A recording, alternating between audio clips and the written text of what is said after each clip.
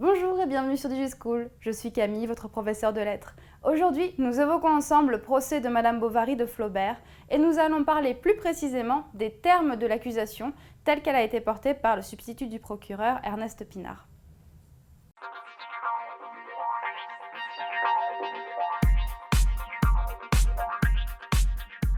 Alors, de quoi est accusée Madame Bovary lors de cette journée au tribunal correctionnel le 31 janvier 1857 ?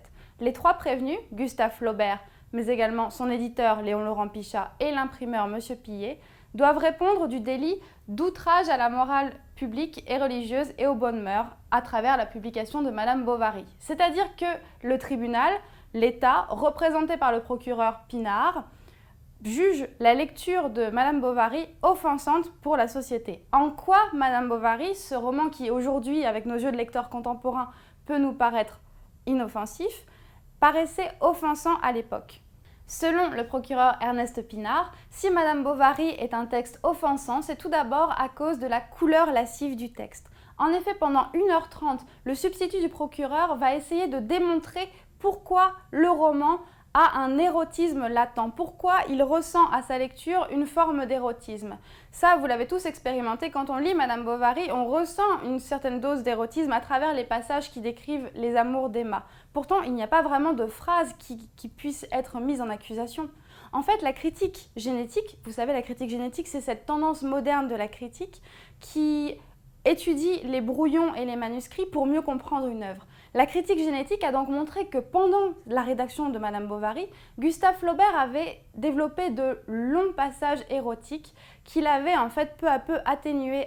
C'est ça qui explique cette sensation d'érotisme que vous ressentez à la lecture et qu'il ressentait déjà à la lecture du texte.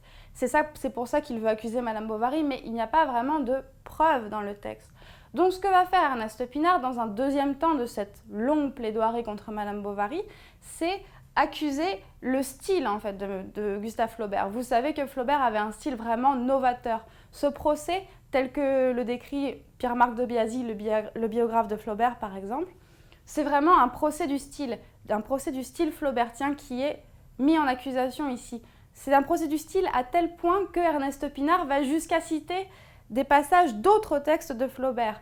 Fin 1856, non seulement Flaubert a publié Madame Bovary, mais il a également publié quelques extraits de La Tentation de Saint-Antoine, ce texte dont il a écrit trois versions avant de le publier finalement en 1874.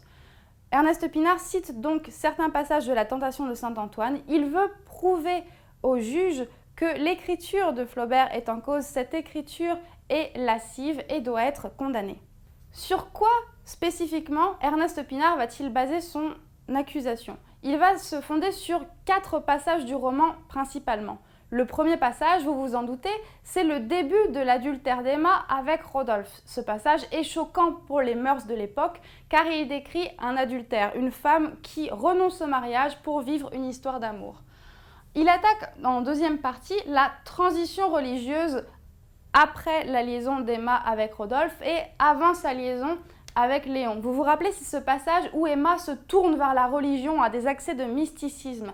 Il les trouve indécents dans la mesure où Emma cherche en fait auprès de la religion une compensation par rapport à ses histoires d'amour. C'est pour ça que c'est indécent.